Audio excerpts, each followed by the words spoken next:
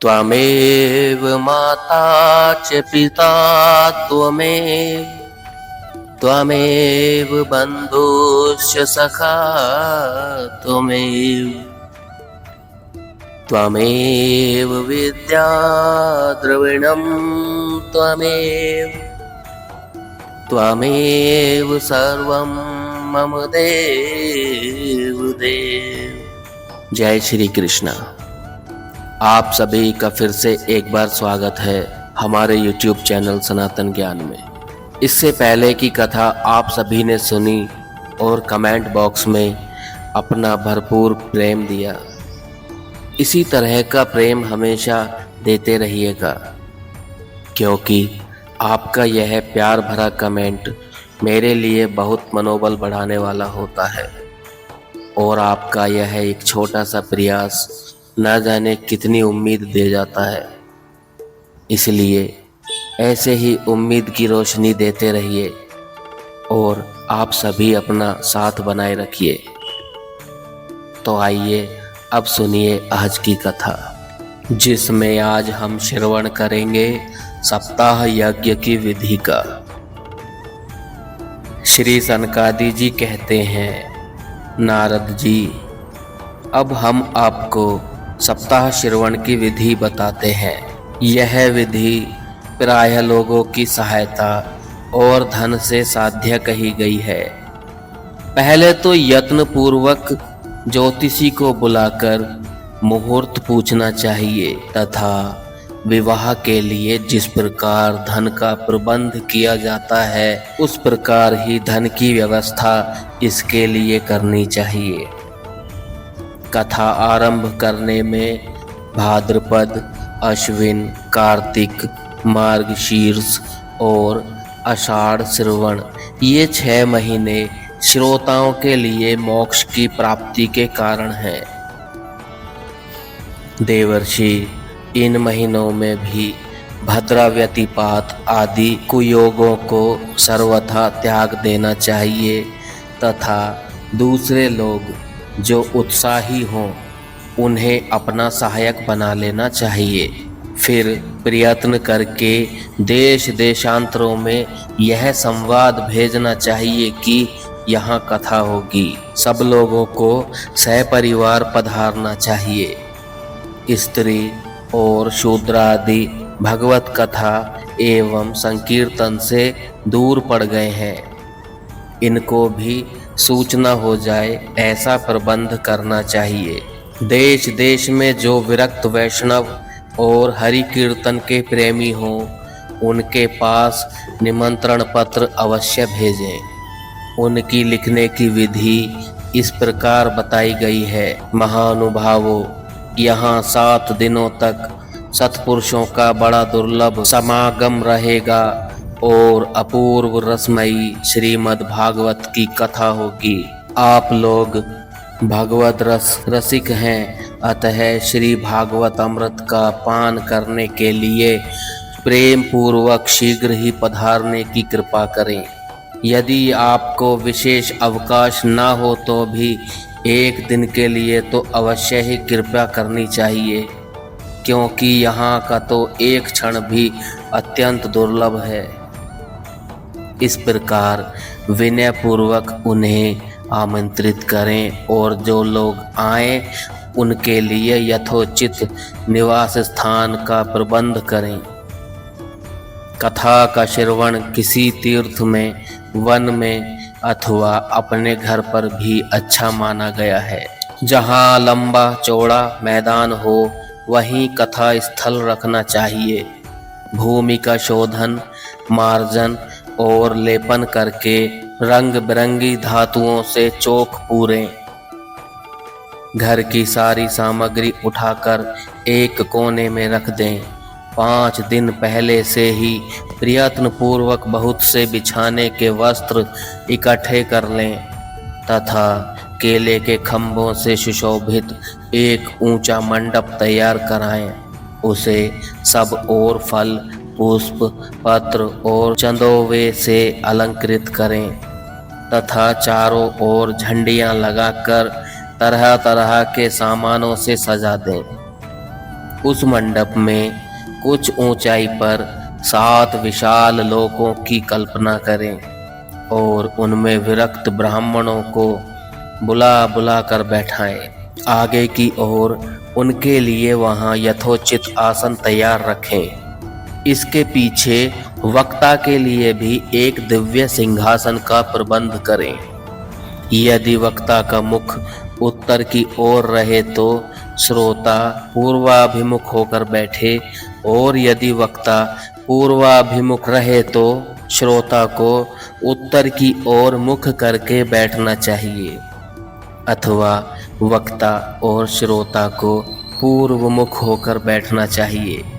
देश काल आदि को जानने वाले महानुभावों ने श्रोता के लिए ऐसा ही नियम बनाया है। जो वेद शास्त्र की स्पष्ट व्याख्या करने में समर्थ हो, तरह तरह के दृष्टांत दे सकता हो तथा विवेकी और अत्यंत निष्प्रह हो, ऐसे विरक्त और विष्णु भक्त ब्राह्मण को वक्ता बनाना चाहिए। श्रीमद् भागवत के प्रवचन में ऐसे लोगों को नियुक्त नहीं करना चाहिए जो पंडित होने पर भी अनेक धर्मों के चक्कर में पड़े रहते हैं। स्त्री लंपट एवं पाखंड के प्रचारक हों। वक्ता के पास ही उसकी सहायता के लिए एक वैसा ही विद्वान और स्थापित करना चाहिए, वह भी सब प्रकार के संशयों की निवृत्ति करने में समर्थ और लोगों को समझाने में कुशल हो, तथा प्रारंभ के दिन से एक दिन पूर्व व्रत ग्रहण करने के लिए वक्ता को छोड़ करा लेना चाहिए, तथा अरुणोदय के समय शौच से निवृत्त होकर अच्छी तरह स्नान करे और संध्या आदि अपने नित्य कर्मों को संक्षेप से समाप्त करके कथा के विघ्नों की निवृत्ति के लिए गणेश जी का पूजन करे। तदनंतर पितृगण का तर्पण कर पूर्व पापों की शुद्धि के लिए प्रायश्चित करें और एक मंडल बनाकर उसमें श्री हरि को स्थापित करें। फिर भगवान श्री कृष्ण को लक्ष्य करके मंत्रोच्चारण पूर्वक क्रमशः षड्सोपचार विधि से पूजन करे और उसके पश्चात प्रदक्षिणा तथा नमस्कार आदि कर इस प्रकार स्तुति करे।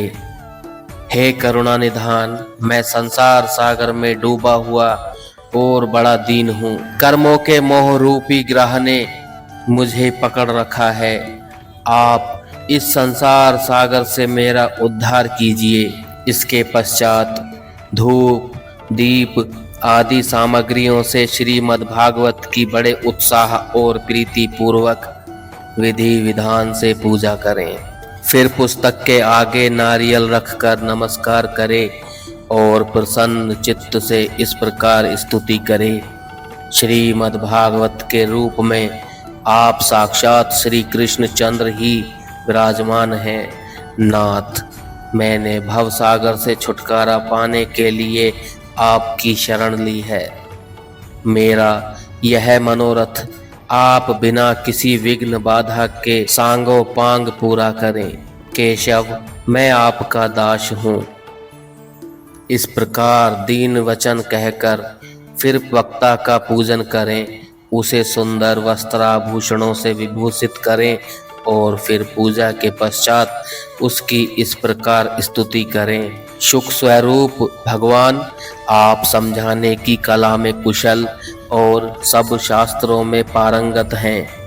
कृपया इस कथा को प्रकाशित करके मेरा अज्ञान दूर करें। फिर अपने कल्याण के लिए प्रसन्नता पूर्वक उसके सामने नियम ग्रहण करें और 7 दिनों तक यथाशक्ति उसका पालन करें। कथा में विघ्न न हो, इसके लिए 5 ब्राह्मणों को और वर्ण करें। वे 12 मंत्र द्वारा भगवान के नामों का जप करें। फिर ब्राह्मण अन्य विष्णु भक्त एवं कीर्तन करने वालों को नमस्कार करके उनकी पूजा करें और उनकी आज्ञा पाकर स्वयं भी आसन पर बैठ जाएं। जो पुरुष लोक संपत्ति, घर, धन और पुत्र आदि की चिंता छोड़कर शुद्ध चित्त से केवल कथा में ही ध्यान रखता है, उसे इसके श्रवण का उत्तम फल प्राप्त होता है। बुद्धिमान वक्ता को चाहिए कि सूर्योदय से कथा प्रारंभ करके 3:30 पहर तक मध्यम स्वर से अच्छी तरह कथा बाँचे। दोपहर के समय 2 घड़ी तक कथा बंद रखे। उस समय कथा के प्रसंग के अनुसार वैष्णवों को भगवान के गुणों का कीर्तन करना चाहिए। व्यर्थ की बातें नहीं करनी चाहिए। कथा के समय मलमूत्र के वेग को काबू में रखने के लिए अल्पाहार सुखकारी होता है। इसलिए श्रोता केवल एक ही समय हविष्यान्न भोजन करे। यदि शक्ति हो तो 7 दिन निराहार रहकर कथा सुने अथवा केवल घी या दूध पीकर सुखपूर्वक श्रवण करे अथवा फलाहार या एक समय ही भोजन करे। जिससे जैसा नियम सुभीति से सध सके उसी को कथा श्रवण के लिए ग्रहण करें। मैं तो उपवास की अपेक्षा भोजन करना अच्छा समझता हूँ, यदि वह कथा श्रवण में सहायक हो। यदि उपवास से श्रवण में बाधा पहुँचती हो तो वह किसी काम का नहीं। नारद जी, कथा सुनने वाले पुरुषों के नियम सुनिए। विष्णु भक्त की दीक्षा से रहित पुरुष कथा श्रवण का अधिकारी नहीं है।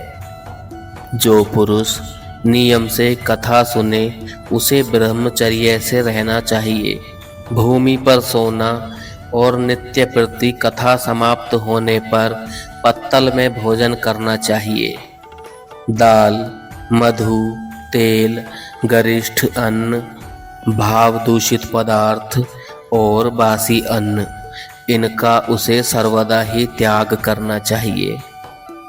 काम, क्रोध, मद, मान, मत्सर, लोभ, दंभ, मोह और द्वेष को तो अपने पास भी नहीं पटकने देना चाहिए। वह वेद, वैष्णव, ब्राह्मण, गुरु, गौ सेवक तथा स्त्री, राजा और महापुरुषों की निंदा से बचे। नियम से कथा सुनने वाले पुरुष को रजस्वला स्त्री, अत्यंत मल्लेच्छ, पतित, गायत्रीहीन द्विज, ब्राह्मणों से द्वेष करने वाले तथा वेद को न मानने वाले पुरुषों से बात भी नहीं करनी चाहिए। सर्वदा सत्य, शौच, दया, मौन, सरलता, विनय और उदारता का बर्ताव करना चाहिए। धनहीन, क्षय रोगी, किसी अन्य रोग से पीड़ित, भाग्यहीन, पापी, पुत्रहीन और मुमुक्षु भी यह कथा श्रवण करे। जिस स्त्री का रजोदर्शन रुक गया हो, जिसके एक ही संतान होकर रह गई हो, जो बांझ हो, जिसकी संतान होकर मर गई हो अथवा जिसका गर्भ गिर जाता हो, वह यत्न पूर्वक इस कथा को सुने। ये सब यदि विधिवत कथा सुने तो इन्हें 6 फल की प्राप्ति हो सकती है। यह अति उत्तम, दिव्य तथा करोड़ों यज्ञों का फल देने वाली है। इस प्रकार इस व्रत की विधियों का पालन करके फिर उद्यापन करें। जिन्हें इसके विशेष फल की इच्छा हो वे जन्माष्टमी व्रत के समान ही इस व्रत का उद्यापन करें। किंतु जो भगवान के अकिंचन भक्त हैं उनके लिए उद्यापन का कोई आग्रह नहीं है। वे श्रवण से ही पवित्र हैं, क्योंकि वे तो निष्काम भगवत भक्त हैं। इस प्रकार जब सप्ताह यज्ञ समाप्त हो जाए तब श्रोताओं को अत्यंत भक्तिपूर्वक पुस्तक और वक्ता की पूजा करनी चाहिए।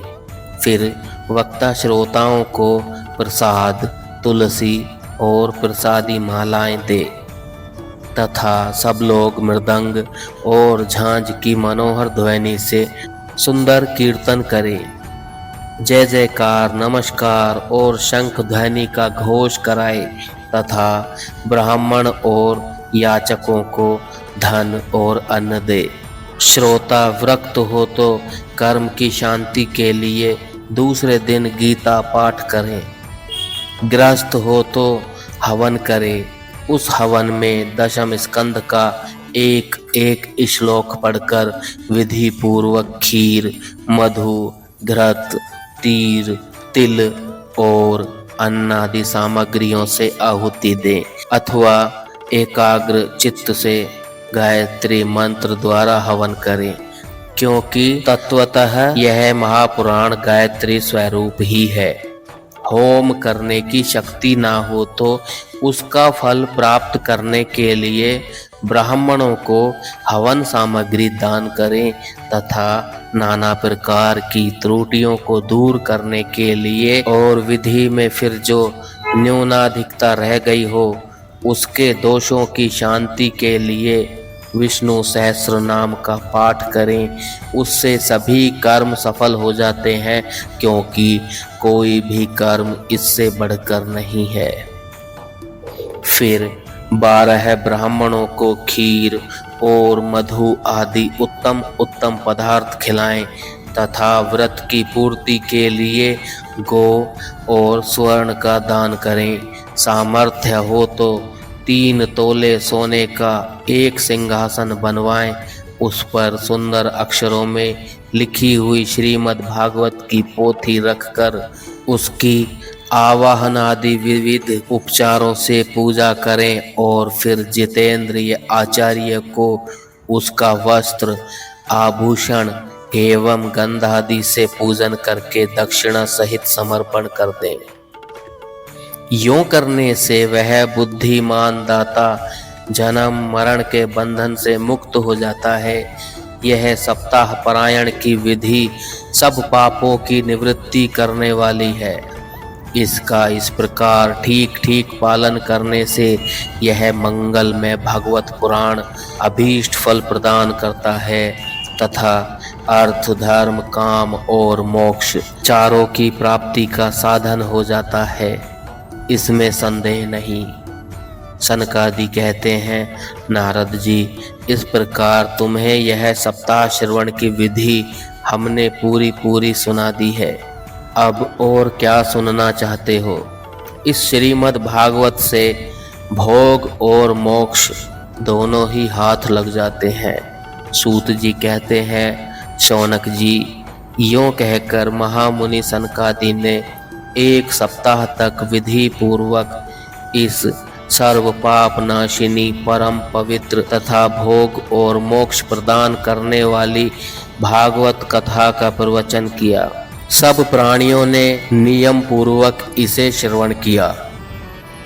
इसके पश्चात उन्होंने विधि पूर्वक भगवान पुरुषोत्तम की स्तुति की। कथा के अंत में ज्ञान, वैराग्य और भक्ति को बड़ी पुष्टि मिली और वे तीनों एकदम तरुण होकर सब जीवों का चित्त अपनी ओर आकर्षित करने लगे। अपना मनोरथ पूरा होने से नारद जी को भी बड़ी प्रसन्नता हुई।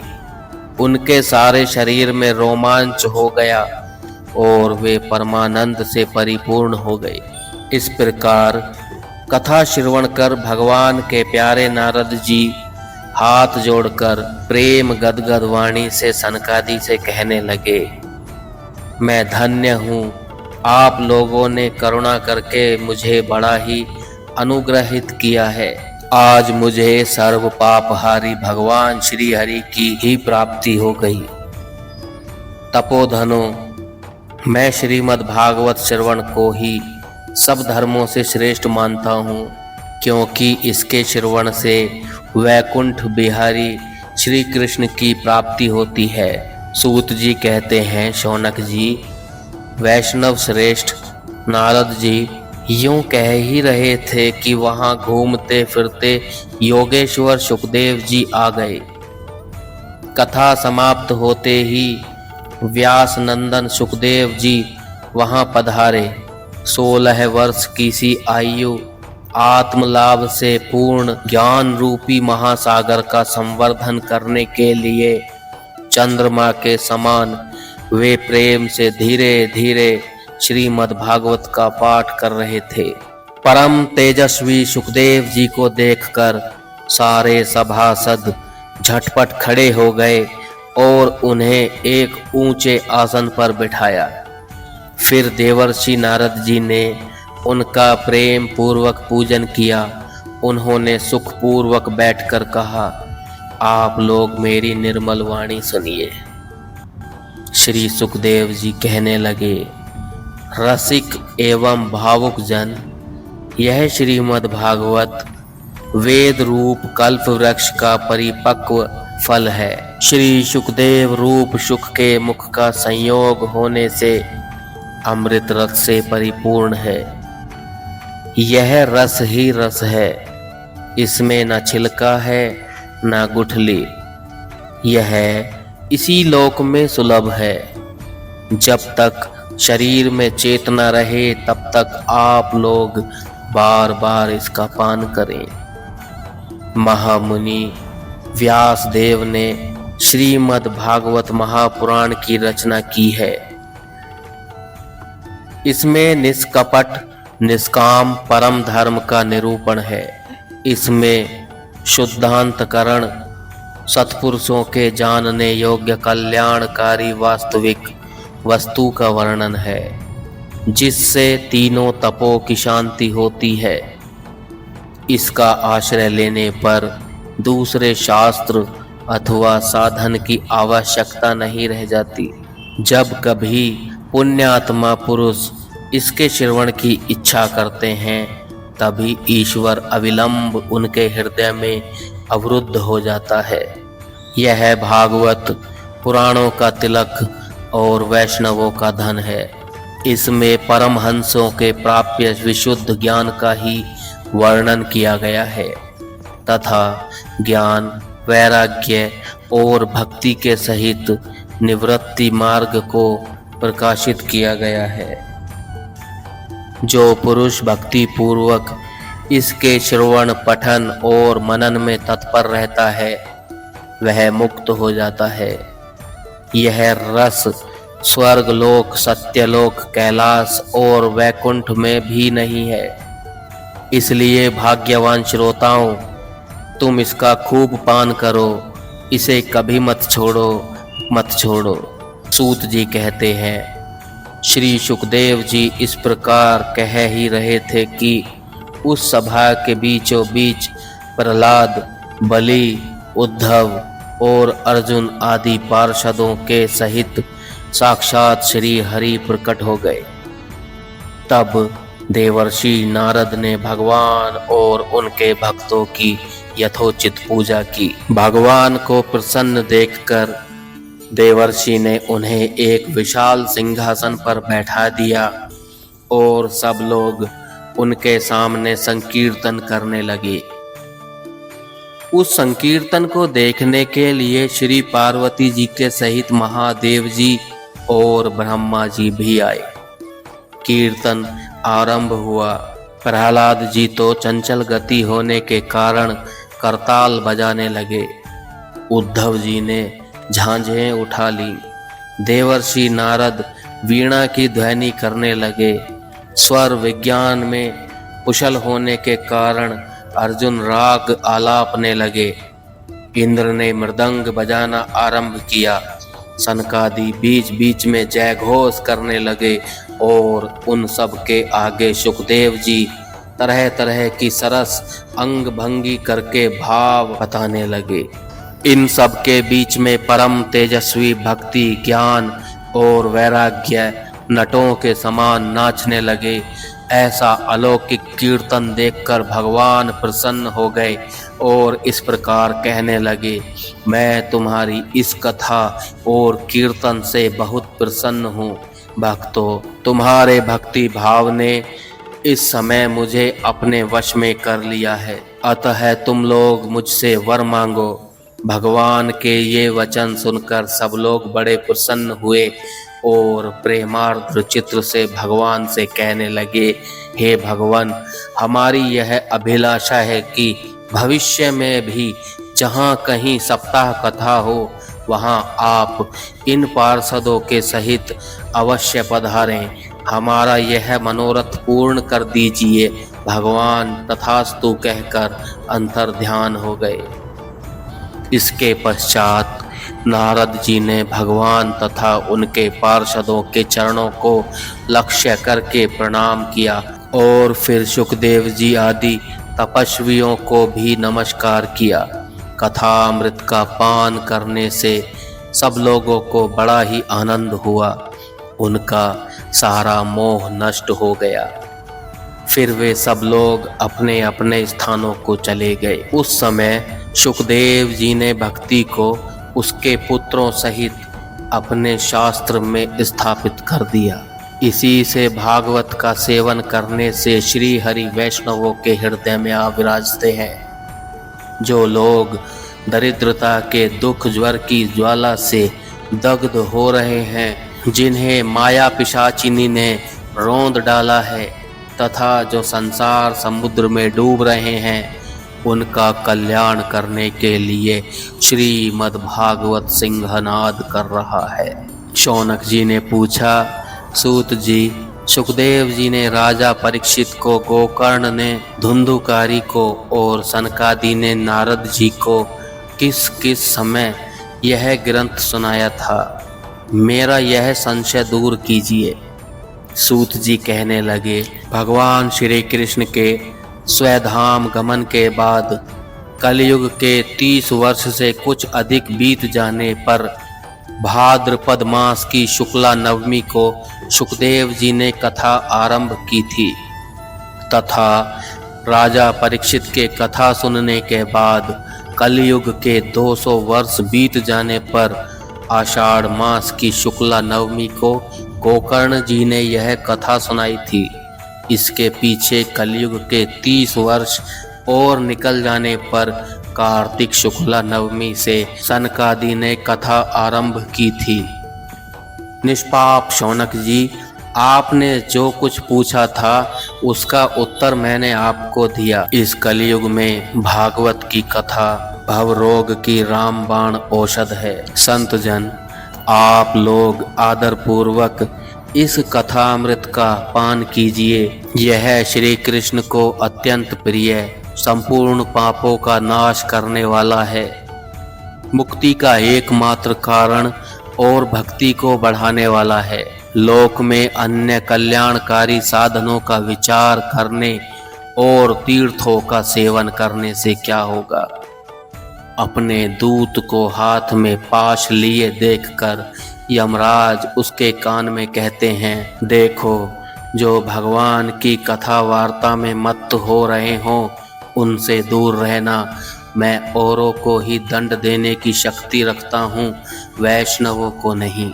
इस असार संसार में विषय रूप विष की आसक्ति के कारण व्याकुल बुद्धि वाले पुरुषों, अपने कल्याण के उद्देश्य से आधे क्षण के लिए भी इस सुख कथा रूप अनुपम सुधा का पान करो।